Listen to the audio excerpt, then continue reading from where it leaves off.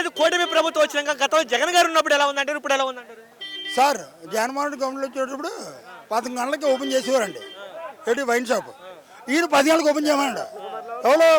చంద్రబాబు నాయుడు గారు. ఎందుకు? ఆదాయం ఎక్కువ కావాలని.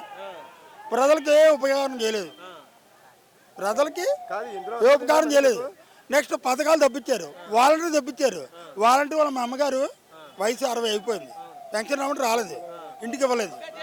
అలా చేశారండి.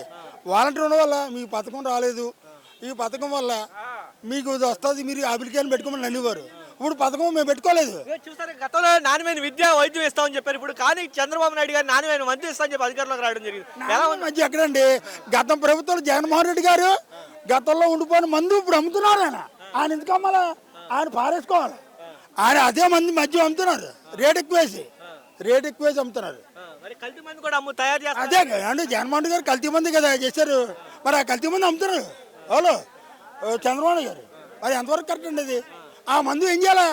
అగ్గేయాలి కదా. అవి మంచి అది ఇవ్వలేదు. అదే మద్యం డబ్బు రేట్ ఎక్కువేసి అమ్ముతున్నారు ఎవరు? చంద్రబాబు గారు. చూస్తారు అసలు మెడికల్ కాలేజీలు లేవు ఇక్కడ. ఇప్పుడు ఉన్నటువంటి జీవో లేదు, కాలేజీ లేదని చెప్పి ఆయన వచ్చేప్పుడు ఏమంటే ఎన్ఏడి మంచి స్టీల్ ప్లాంట్ నుంచి వస్తా ఉన్నారు. స్టీల్ ప్లాంట్ దగ్గర ఏంటి అక్కడ ప్రైవేటీకరణ అవ్వకుండా చేద్దాం అనుకున్నారు. ఆయన రానిలేదండి. వాళ్ళు పెందుతుమని అడుగుతారు. మరి స్టీల్ ప్లాంట్ ప్రైవేటీకరణ అవ్వకూడదు కదా. జగన్మోహన్ గారు గవర్నమెంట్ ఉన్నప్పుడు ప్రైవేటీకరణ చేయకూడదు అన్నారు. మరి ఇవాళ ఏం చేస్తారు? ప్రైవేటీకరణ అవుతుంది. జగన్మోహన్ రానిలేదు. ఇప్పుడు ఆ ప్రైవేటీకరణ కోసం అడుగుదాం అనుకున్నారు. చూస్తారు చాలా మంది ఆంక్షలు పెట్టి రానిపోవడం కారణం అనుకుంటారు.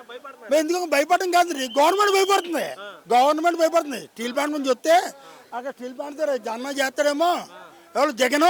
అలా కాకుండా పెందుర్తి పెంచి ఇలా సరసపల్లి పెంచి ఇలా రా అన్నారు. స్టీల్ ప్లాంట్ మీద స్టీల్ ప్లాంట్ ఎవరు? ఇప్పుడు ఆయన గవర్నమెంట్లోని ఏమన్నారు?